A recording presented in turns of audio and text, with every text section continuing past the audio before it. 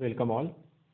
So in this video we will derive kinematical equations for motion under uniform acceleration.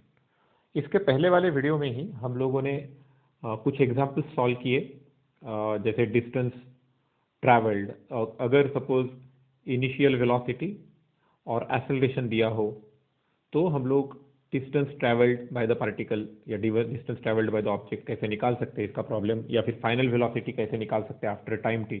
ऐसा problem हमने इसके पहले वाले वीडियो में देखा है। वैसे ही प्रॉब्लम सॉल्व करने के लिए क्या, यानी वैसे प्रॉब्लम फास्ट सॉल्व करने के लिए क्या हम कुछ फॉर्मूलाज डिराइव करके रख सकते हैं। So that is the target for this particular lesson. So uniform acceleration जब होता है, राइट, सो यूनिफॉर्म एक्सेलरेशन है तो आपको मालूम है कि एक फॉर्मूला हम लोग, दो फॉर्मूले हम लोग देख चुके हैं कि acceleration is v minus you upon T, where u is initial velocity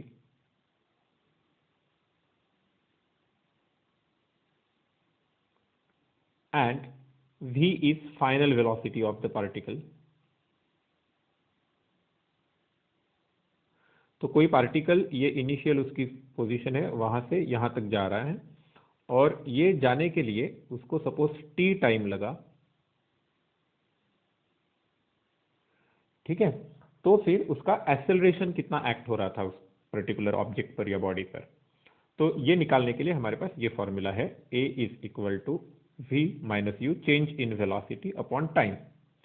मतलब इसी को अगर मैं रीअरेंज करूं तो I can write a t is equal to v minus u, hence we can write v is equal to u, उस side में भेजा जाए तो u प्लस ए टी। और ये बहुत ही सिंपल चीज है समझने के लिए। जैसे मैं एक मैथमेटिकली अगर आप समझना चाहे तो मैं एक सिंपल एग्जांपल पूछता हूं कि सपोज मेरे पास इनिशियली 10 रुपीज है, ठीक है, और मेरे पास रोज कहीं से 20 रुपीज आ रहे हैं, तो मेरा rate of change of amount per day कितना हुआ, 20 रुपीज पर डे।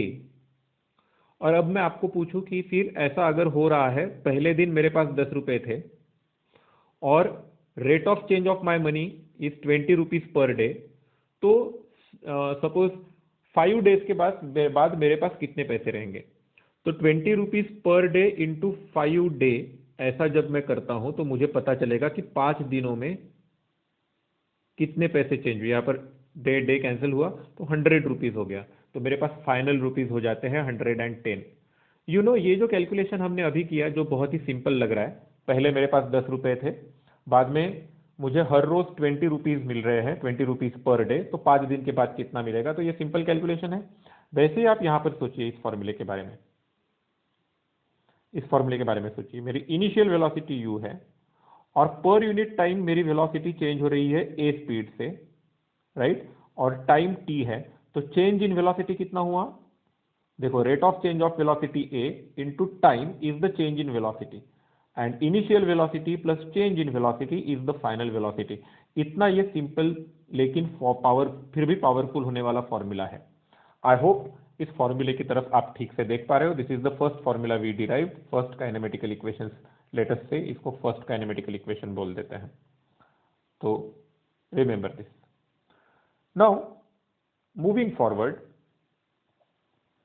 फिर से वही चीज, इनिशियल वेलोसिटी u है, फाइनल वेलोसिटी v है,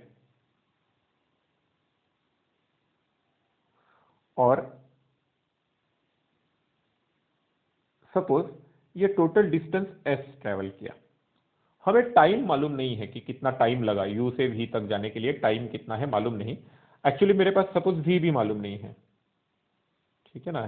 थोड़ा सा और एक काम करते हैं, सपोज मैंने u से शुरू किया और डिस्टेंस s ट्रेवल किया उस बॉडी ने, और एक्सेलरेशन a एक्ट हो रहा है in the direction of motion या ऑपोजिट, जो भी चलेगा, लेकिन in the along the same line.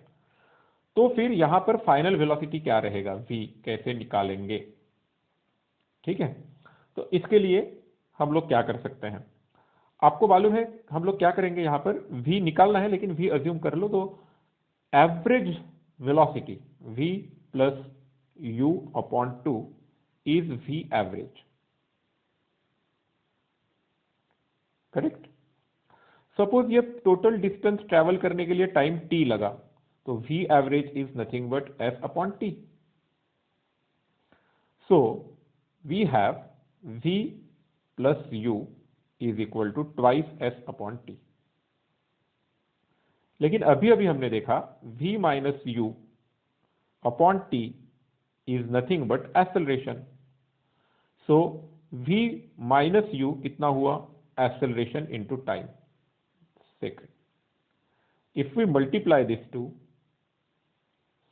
तो हमें मिलता है v plus u into v minus u is equal to twice s by t into 8t। If t gets cancelled we get, और लेफ्ट हैंड साइड में क्या होगा, v square minus u square, और यहाँ पर t कैंसल्ड होने के बाद twice as। So we have v square is equal to u square plus twice as, right? So this formula can be used to find the final velocity after traveling the traveling distance s. Okay, so this is the second kinematical equation which we can have. Okay, so this is second, let's say ये हमारा first kinematical equation था। अब और एक kinematical equation हम लोग निकाल सकते हैं to find s, that is distance traveled। अभी हमने थोड़ी देर पहले ही देखा कि average velocity which is v plus u upon 2 is equal to s upon t। तो s कितना हो गया, s हो गया u प्लस v, ये u plus v upon 2 into t। लेकिन v कितना है, v है u plus at by first kinematical equation which is twice u plus at upon 2 into t। So s is equal to ut plus half a t square। This is our third kinematical equation which gives us distance traveled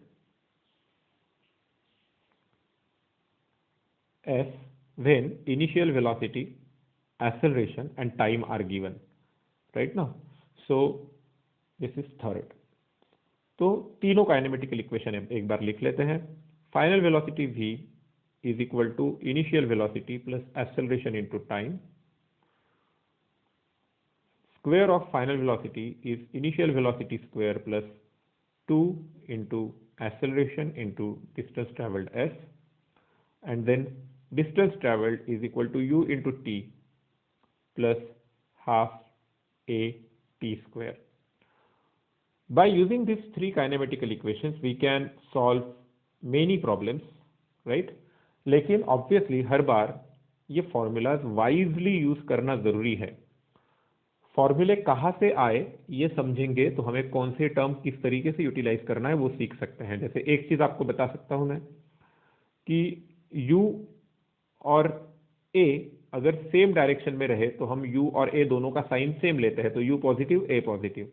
लेकिन suppose u इस direction में है लेकिन acceleration opposite direction में चल रहा है तो हम u को पॉजिटिव और a को निगेटिव लेते हैं। ये कैलकुलेशंस हम लोग यानी जैसे जैसे आगे प्रॉब्लम सॉल्व करेंगे तो उसको फॉलो करेंगे। मैं एक और चीज की तरफ आपका ध्यान चाहूंगा, दो किसी और चैप्टर में हम लोग कंसेप्ट कवर करने वाले हैं, लेकिन जब भी हम कोई चीज टर्म्स ऐड या सब्ट्रैक्ट करते हैं तो हर टर्म का यूनिट सेम होता है। जैसे अब ये वाला फॉर्मूला देखो, यस यानी क्या है, डिस्टेंस। तो एक्चुअली बाकी के भी डिस्टेंस ही होने चाहिए क्योंकि distance is equal to u into t है, तो यू इंटू टी भी डिस्टेंस होना चाहिए और हाफ ए टी स्क्वायर वो भी डिस्टेंस होना चाहिए। कैसे आप याद करो, ए कितना होता है, ए का यूनिट आपको याद होगा उसके हिसाब से it is metre second square, right. तो जब आप ए इंटू टाइम स्क्वायर करोगे तो आप क्या कर रहे हो, metre second square into second square, यानी क्या बच रहा है, मीटर। तो ये भी डिस्टेंस वाली क्वांटिटी हो गई और ये वाली भी डिस्टेंस वाली क्वांटिटी है यू इंटू टी, क्योंकि आपको मालूम है speed is equal to distance upon time. So u into t अगर किया तो यस यानी डिस्टेंस। तो होता यह है कि जब भी हम कुछ इक्वेशंस ऐसे प्लस माइनस करके लिखेंगे ना, तो उसके हर टर्म का यूनिट सेम होता है या फिर वो क्वांटिटी सेम होती है। तो ये अगर डिस्टेंस है तो ये भी डिस्टेंस और ये भी डिस्टेंस, ये अगर वेलोसिटी स्क्वायर है तो ये भी वेलोसिटी स्क्वायर और ये भी वेलोसिटी स्क्वायर, ये अगर वेलोसिटी है तो ये भी वेलोसिटी और ये भी वेलोसिटी। थोड़ा सा ऑब्जर्व करके देखो, कंफ्यूज मत होना, जस्ट एक एडिशनल इन्फॉर्मेशन मैंने बताया जो आपको बाद में काम आ सकते हैं, इवन फॉर्मूला याद रखने के लिए भी। So remember this 3 formulas and we will use it to solve problems in the next video.